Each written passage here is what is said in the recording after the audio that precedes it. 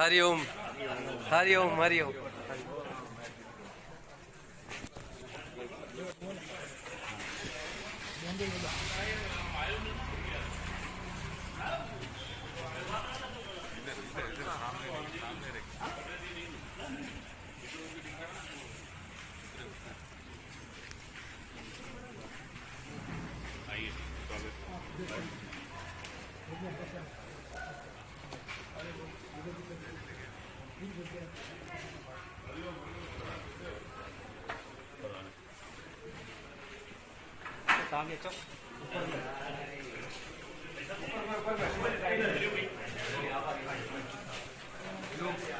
हरिओम हरिओम।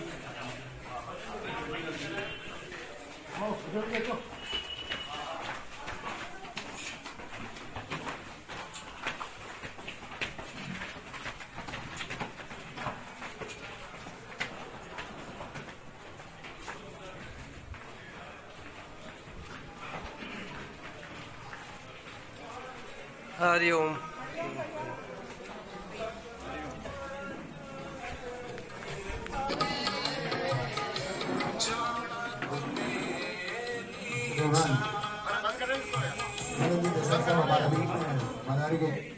अब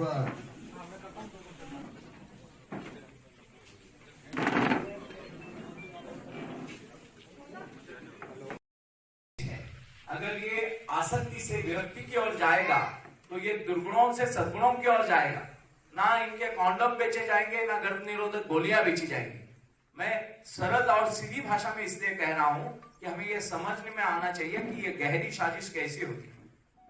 हमने देखा कि नवरात्रि उत्सव में जानबूझकर उठाया जाता है कॉन्डम का खपत बढ़ी, कॉन्डम की खपत बढ़ी, कॉन्डम की खपत बढ़ी। मतलब नवरात्रि कॉन्डम बिकने वाला त्योहार है क्या? नवरात्रि तो ब्रह्मचर्य का त्योहार है, आसक्ति का त्योहार नहीं, विरक्ति का त्योहार है, अपने आप के अंदर में झांकने का त्योहार है। लंघन करने कर देह के ऊपर पंचेंद्रिय पंच कर्मेंद्रियों के ऊपर नियंत्रण लाने का त्योहार है। उसे भोगवादी संस्कृति की ओर लेके जाते हैं। जो 14 फरवरी आसाराम बापू जैसे महान संत ने क्या किया, मातृ पितृ दिवस मनाने शुरू कर दिया। मातृ पितृ दिवस से हमने अपने रक्त की पूजा, हमारे पुरखों की पूजा, हमारे नींव की पूजा शुरू कर दी। जिसका उपयोग नहीं है वो वैलेंटाइन डे जो वासनिक बनाता है, जो स्त्री पुरुषों को शारीरिक संबंध के लिए उकसाता है, जिससे अनेकों घर बर्बाद हुए, अनेक परिवार बर्बाद हुए, अनैतिकता की नींव रखते हैं, नैतिकता का उच्चाटन करते हैं। इस सब को मात देकर परम पूज्य आसाराम जी बापू जैसे महान संतों ने मातृ पितृ दिवस करके हमें हमारे हृदय में कृतज्ञता का भाव लाया। जो मातृ पितृ दिवस के कारण कई माता पिता जो अनाथ आश्रम में फेंके गए थे, उन्हें अपना बच्चों को अपना ज्ञान हुआ, अपने कुल का, अपने रक्त का, कि मैं मेरे रक्त से गद्दारी कर रहा हूं। उन्होंने जाकर अपने माता पिताओं को साथ में लेके आए, घर में बसाया और उनकी रोज पाद्य पूजा करने लगे। 25 दिसंबर के दिन, जिसका हम भारतीय संस्कृति सभ्यता से कोई लेना देना नहीं, कुदरत से कोई लेना देना नहीं, निसर्ग, आरोग्य, इस किसी विषय से जिसका लेना देना नहीं, वो मूर्खों का त्योहार हम मना रहे थे, वहीं हम तुलसी पूजन करने लगे और प्राणवायु को पूजने लगे, रोग प्रतिकारक शक्ति देने वाली तुलसी माता को पूजने लगे, अपनी जीवंत संजीवनी से पूजा करने लगे। बस ये सब कारण बन गया कि विदेशी शक्तियों के आड़ में ऐसे संत आते हैं, कन्वर्जन से, धर्मांतरण से, बाजारू प्रवृत्तियों से लोगों को बचाते हैं और लोगों की सुरक्षा करते हैं, धर्म की रक्षा करते हैं। और धर्म की रक्षा उन्हें मानवता की रक्षा। इसमें ईसाई हो, मुसलमान हो, भारतीय जीवन चरित्र का अभ्यास करे और उसके ऊपर चलने लग जाए तो उसके जीवन का कल्याण हो। डॉक्टर एपीजे अब्दुल कलाम जैसे महान राष्ट्रपति हुए भारत में, जिन्होंने पूरा भारतीय जीवन अपने आप में ढाल दिया था, मगर हमने देखा कि उनकी जब अंतिम यात्रा हुई तो भारत के वीवीआईपी केवल उधर थे और भारत का जो सबसे बड़ा गद्दार देशद्रोही याकूब मेमन, जिसको उसी दिन फांसी हुई थी, उसके जनाजे में मुंबई में 2 लाख के ऊपर देशद्रोही थे। तो ये बरसों से चला आ रहा है और दुख इस बात का है कि अब भारत जागृत हो रहा है। हमने मोदी जी को तो चुनकर दे दिया, हमने योगी आदित्यनाथ जैसे महान गोरक्षनाथ पीठ के योगी को तो बिठा लिया, मगर अगर अध्यात्म के शिखर पुरुष को कारावास में रखकर हम हिंदू राष्ट्र की ओर बढ़ रहे हैं तो हमारा मार्ग चूक रहा है। हमें अगर हिंदू राष्ट्र चाहिए तो संतों के साथ में चाहिए। संतों के अपरोक्ष में, संतों के सिवाय हिंदू राष्ट्र हो नहीं सकता। ये छल है, ये भ्रष्टता है। बिना संतों के हिंदू राष्ट्र बने ये मजाक है, विनोद है। तो ऐसे शिखर पुरुष को इन झूठे लांछनों से बचाकर हम अपनी सभ्यता की, आप पत्रकार हैं, आप नागरिक हैं, आप समाज के किसी भी तबके से आते हो, फिर भी आप भारतीय हो। आपका और मेरा कुल और मेरा मूल एक ही है, हमारी नस्ल एक ही है, हमारे पुरखे उसी सभ्यता के, भगवान राम के, कृष्ण के, बुद्ध के उपासक है, साधक है। फिर गुरु गोविंद सिंह जी हो, गुरु नानक देव जी हो, छत्रपति शिवाजी महाराज हो, राणा प्रताप जी हो, गुरु गोविंद सिंह जी हो, इनकी जयंतियां हम मनाते हैं शिष्टाचार के लिए, मगर वास्तव में उनकी जयंतियां मनाते समय अगर हमारे संतों के ऊपर लांछनात्मक आरोप लगाकर कोई विदेशी शक्तियों का या भारत को फोड़ने वाली, हमने तो देखा जेएनयू में भी भारत के टुकड़े सो करेंगे ये उजले माथे से कहने वाले आज कांग्रेस के प्रचारक बने हुए हैं। और अफजल हम शर्मिंदा है, तेरे कातिल जिंदा है, उनको अभिव्यक्ति स्वतंत्रता है, मगर भारत की सभ्यता के बारे में बोलना भारत में गुनाह है। और इसीलिए आशाराम जी बापू को झूठे केस में फंसाकर आज मैं पूरे भारत भर में फिर घूम रहा हूं। मैंने देखा कि आज भी करोड़ों साधक पूरे तन मन धन से समर्पित सर्व संग परित्याग करके आशाराम जी बापू की साधना में लगे हैं। एक व्यक्ति के आरोप से आप इतना बड़ा संस्थान, इतनी बड़ी सभ्यता को नष्ट कर देते हो और उन करोड़ों लोगों की ओर दुर्लक्षित करते हो, तो ये कहीं हमारी भी बदमाशी है। तो मैंने मेरी बदमाशी सुधारने के लिए, मैंने मेरे कुल से हो रही, मेरे हाथ से हो रही गद्दारी को सुधारने के लिए, मैं संतों की रक्षा के लिए हमने भारत भर में घूमना, सज्जन पत्रकारों से चर्चा करना, उन पत्रकारों को हमारी बात देश तक पहुंचाने की विनती करना और देश तक, भले हमारी भूमिका तो रखो पत्रकारिता में, आप तो अधिकारी हैं इस विषय के कि आप आईना दिखाते हो समाज को। तो हमने ये ठान लिया कि पूरे देश भर के पत्रकारों से पहले बात करें। जो भ्रम और छल किया गया है, कुछ विदेशी एजेंसियों ने करोड़ों रुपए के, बिलियंस डॉलर्स के पैकेज उतारे हैं भारत में, और उन भारत में पैकेज उतारकर भारत को ही नष्ट करने जा रहे हैं। तो आप और हम एक ही भारत की संतान हैं। तो हमसे अगर चूक होती है, मुझसे चूक हुई कि मैंने पहले ये संतों की बदनामी सुनी, ये मेरा पाप है, ये संतों की बदनामी पड़ी, ये मेरा पाप है, चिकित्सा मैंने की नहीं। तो जब चिकित्सा की तो मैंने अब सोचा कि भारत को ही चिकित्सा करवाते हैं। तो भारत की एक बार चिकित्सा हो जाए तो भारत के अंदर का भारत जग जाएगा, और भारत के अंदर का भारत जग जाएगा तो भारत में रक्षा भी हो जाएगी। इसीलिए हम पत्रकारों से पूरे देश भर के संवाद कर रहे हैं कि आप हमारे पत्रकार भाई बंधु, हम एक ही गोत्र के, एक ही कुल के हैं, जाति वर्ण भाषा अलग केवल नाम है, कुल एक ही है, कुल एक ही है। तो संतों के लिए आप पत्रकारिता के माध्यम से जो संतों के विरोध में लिखा जाता है उसके विरोध में भी बोलने वाले, संतों के समर्थन में बोलने वाले, तर्क देने वाले, आज इस जो केस हुआ है, इस केस की विसंगतियां देखिए कि केस बताया जाता है जोधपुर का, लड़की रहने वाली है उत्तर प्रदेश की और केस दर्ज करवाती है दिल्ली में। ये सारी विसंगतियां हैं। स्टेटमेंट में बहुत सारी विसंगतियां हैं।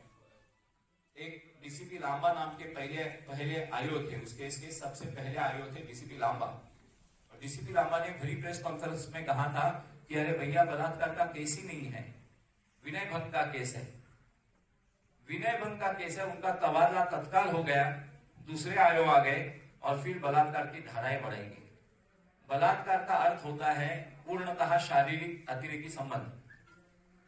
ये हुआ ही नहीं है, केवल विनय भंग हुआ है, मगर ट्रायल मीडिया के माध्यम से या किसी प्रचार तंत्र के माध्यम से ऐसा चला गया कि बलात्कार हुआ है। देखिए, कोई भी लड़की उठकर, आज भी छोटी अंडर 18 लड़की यहाँ आकर बैठे और बोले मेरे गाल को हाथ लगा दिया, मेरी छाती को हाथ लगा दिया, मेरे हाथ पकड़ लिया, तो भी आपके ऊपर जबरन पॉस्को लगे।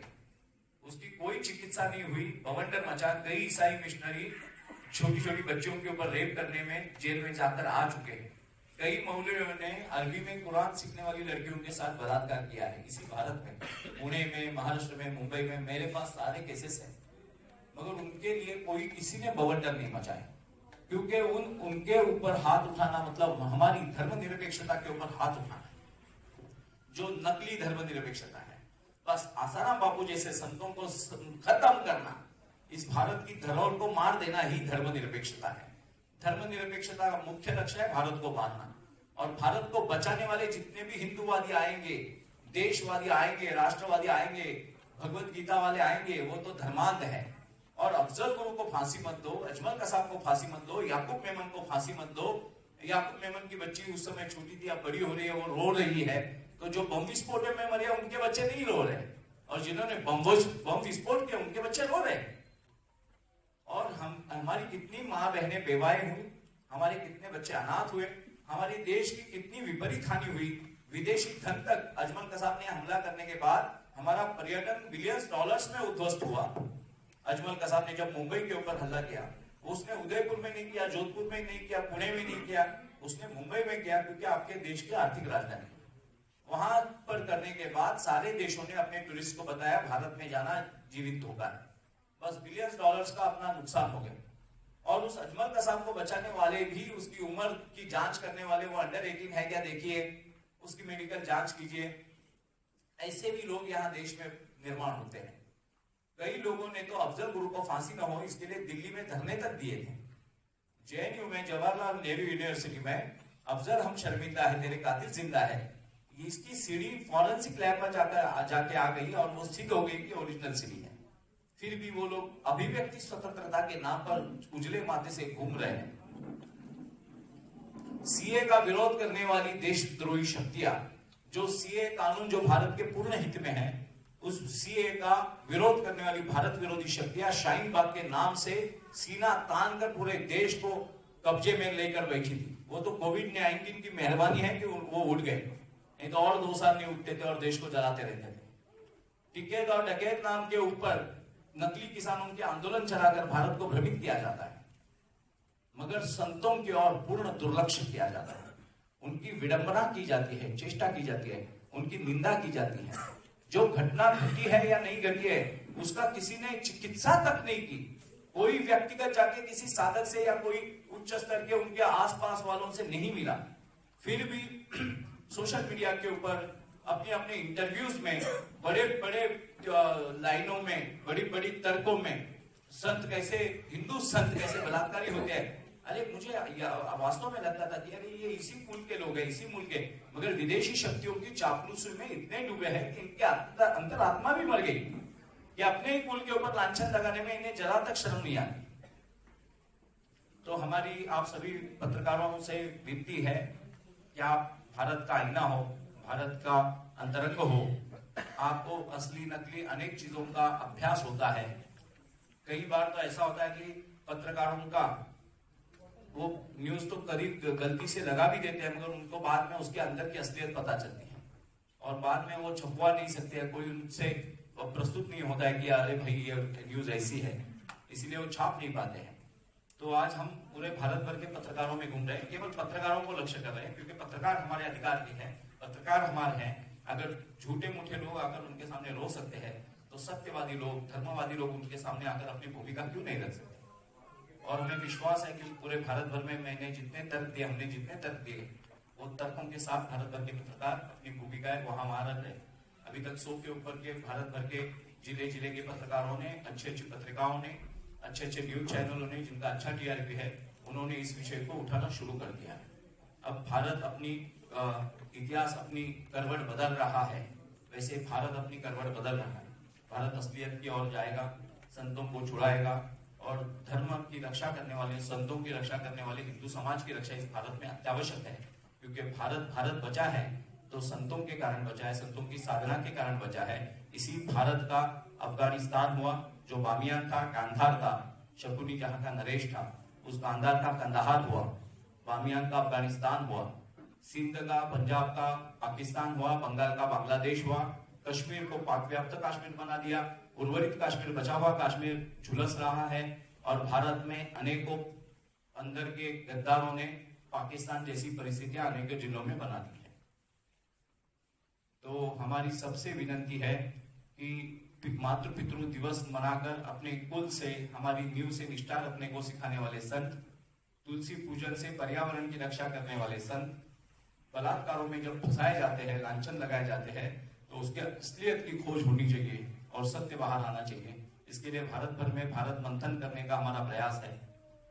आप सभी लोग साथ दीजिए। अभी आप पत्रकार भाइयों को कुछ प्रश्न है तो पूछिए। देश की न्याय व्यवस्था के ऊपर तो देश का ही विश्वास नहीं है, इसीलिए आपने देखा होगा कि निचली अदालत के ऊपर सत्र न्यायालय के ऊपर हाई कोर्ट के ऊपर सुप्रीम कोर्ट, उसमें भी कॉलेजियम होते हैं, अनेकों बेंच होते हैं। और लोकमान्य तिलक जो हमारे भारत के आद्य क्रांतिकारों में गिने जाते हैं, उन्होंने लिखा है, मुंबई हाईकोर्ट में उनका वाक्य लिखा है कि मुझे ये मानवीय बुद्धि से अहंकार से स्वार्थ से प्रेरित न्यायपालिका के ऊपर विश्वास नहीं है, मुझे ईश्वरीय न्यायालय के ऊपर विश्वास है। जो विश्वास मुझे ईश्वरीय न्यायालय पे है वो मुझे निचली न्यायालय पे नहीं।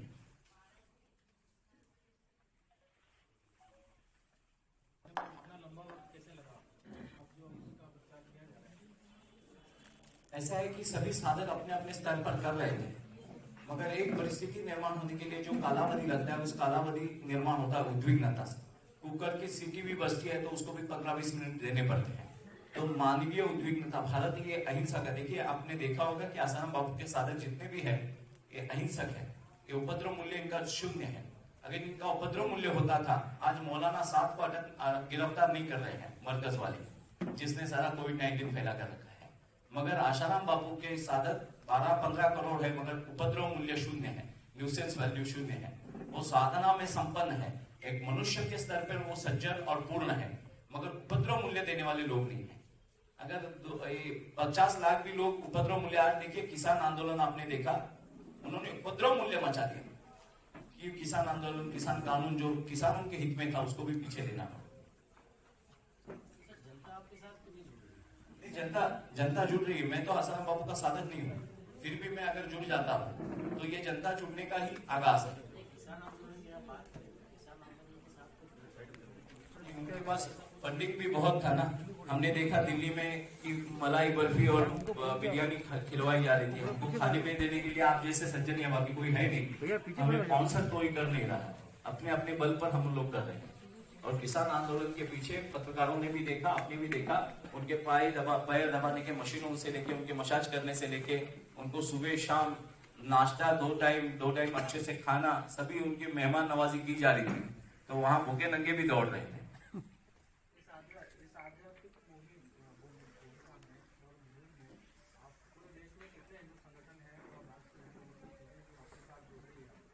अभी हमने जोधपुर, जयपुर, मुंबई, पुणे, कर्नाटक, आंध्र और आज उदयपुर में हूँ, कल मैं कोटा में जाऊंगा। विशेषतः हमें राजस्थान में लक्ष्य हम लोग दे रहे हैं, क्योंकि राजस्थान केंद्र भूमि है, दिल्ली से भी नजदीक है और पूरे भारत को प्रभावित करने वाली राजस्थान केंद्र भूमि है। ऐसा कहा जाता है कि कई जातियां राजस्थान से ही फैलकर महाराष्ट्र में गई, कर्नाटक में गई, हम मराठे भी राजस्थान से ही गए, ऐसा कहा जाता है इतिहासकार में। तो राजस्थान की भूमि पर यह अन्याय, मतलब राजस्थान ऐसा फायर वॉल है जिसने मुगलों के आक्रमण को दक्षिण में जाने में विपदा खड़ी कर। इसीलिए राजस्थान को विशेष लक्ष्य कर रहे हैं, क्योंकि संस्कृति और सभ्यता की नींव भी राजस्थान में है। तो अब तो हम महाराष्ट्र, कर्नाटक, आंध्र तक बात कर रहे हैं, मगर राजस्थान में विशेषतः प्रयास कर रहे हैं, क्योंकि जोधपुर में यह केस है कि जोधपुर में नागरिकों को राजस्थान के पता चले कि जो गाय के रक्षण के लिए प्राण देने वाले राजस्थान में लोग हैं, धर्म के लिए अपने प्राण त्यागने वाले, प्राण लेने वाले लोग हैं, उनको पता चले पद्मिनियों का देश है। तो इसको पता चले कि हमारे देश में संत कैसे कारावास में और झूठे आरोपों में, इसको अगर तर्क और चिकित्सा की जाए तो ये तत्काल पता चलेगा कि ये आजीवन कारावास असंभव बात है। मैंने आपको कहा ना कि जो वाजपेयी के समय एक हिडन ऑपरेशन हुआ था, वो पत्रकार था, भाजपा के अध्यक्ष थे, उन्होंने पैसा लेते हुए दिखाया गया था।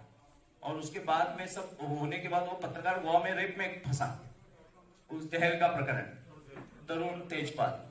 तो रेप में फंसने के बाद उसकी बच्ची की सहेली के साथ लिफ्ट में रेप किया था उसने, वो छूटकर आज बाहर है।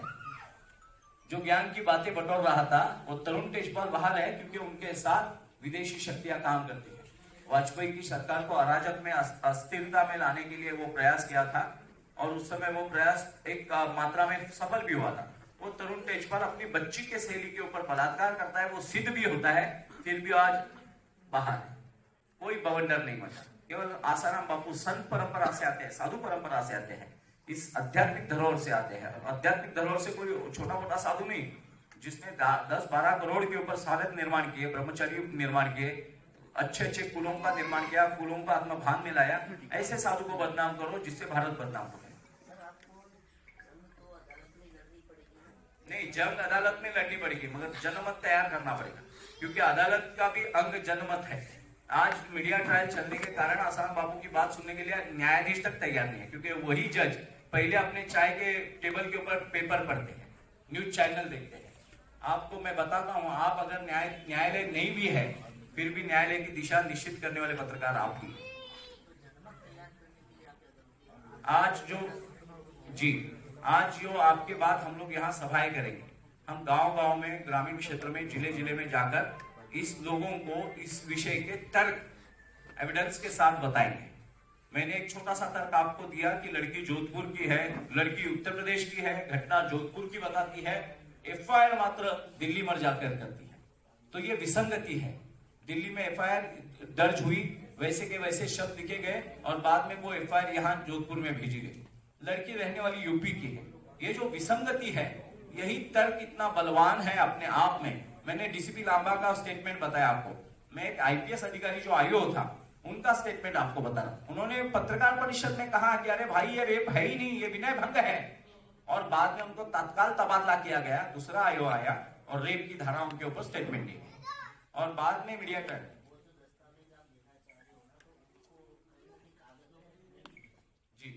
जी वो मैं बताऊंगा, मगर जब मैं देंगे ये निवेदन सारी पत्रकारों को आप दीजिए, हमारे जो तर्क है। और ये तर्क जब हम प्रेस में बोलते हैं तो ये जग जाहिर होने वाले हैं, तो ये सत्य ही बोलना पड़ेगा, कोई मजाक नहीं होगा। डीसीपी लांबा हमारे ऊपर केस लगा सकता है, मैं दोस्त पर उसका नाम ले रहा हूं, तो वो क्लिप भी हमारे पास है जो पहले प्रेस कॉन्फ्रेंस हुई। जी हमें क्या लगता है कि पत्रकारों को मालूम भी होगा थोड़ी थोड़ी बातें, फिर भी आप लोग नहीं, संत समाज से भी मिलेंगे। संत समाज का मूलाधार है, मूलाधार जनता, और जनता तक पहुंचने का माध्यम है पत्रकार। नहीं, वैसे तो श्री श्री रविशंकर जी साथ में है, जग्गी वासुदेव जी साथ में है, अब खुलकर सामने आएंगे। एक दिन वो भी आएगा कि जो खुलकर सामने आएंगे, मगर काफी संत है। मगर ज्ञात और अज्ञात संतों में जो अंतर होता है कि अज्ञात संत होते हैं साधारण से भगवाधारी, वो कोई प्रसिद्धि में नहीं आए होते हैं, तो उनको छपती नहीं बातें। सदगुरु बोलेंगे, जग्गी वासुदेव जी, श्री श्री रविशंकर जी बोलेंगे, रामदेव बाबा जी बोलेंगे, तो ही न्यूज छपेगी। मगर ऐसे संत समाज में से भारी मात्रा में संत आसाराम जी बापू के साथ में। मगर मैंने कहा कि उपद्रव मूल्य शून्य होने के कारण वो बसें नहीं जलाते, ट्रेनें नहीं जलाते हैं, रास्ते पे उतर के दंगे नहीं मचाते हैं, तो उनकी ओर ध्यान नहीं देता है। बनून कश्मीर नाम का एक पिक्चर था, बनून, तो उसमें क्या राज बब्बर जी थे, वो कश्मीरी पंडितों की भूमिका कर रहे थे। तो वो एक न्यूज चैनल के नीचे जाके मोर्चा निकालते हैं, तो वो मोर्चा निकालने के बाद वो पत्रकार, वो टीवी चैनल वाला डायरेक्टर होता है, वो बुलाता है, अरे कौन पंडित है, बुलाओ उसको ऊपर चाय पीने। बोलो आओ पंडित जी चाय पियो। क्यों बवंडर मचा रखा है? बोले क्या हमारी बात आप दिखाते ही नहीं हो, आप तो कश्मीर अलगाववादियों की बातें दिखा रहे हो। अरे मगर अलगाववादी जो कर रहे हो वो आप करो ना, तो आपकी बातें दिखाएंगे। तो ये कथा मैंने इसके लिए बताई कि मैंने देखा, मैं आसाराम बापू का साधक नहीं हूं, मैं आसाराम बापू को मैंने रूबरू आज तक मिला नहीं हूं, मैंने देखा नहीं है ना उन्होंने मुझे देखा है। मैं अपने अंतरात्मा, मेरी साधना, मेरा विवेक और मेरी चिकित्सा, मैं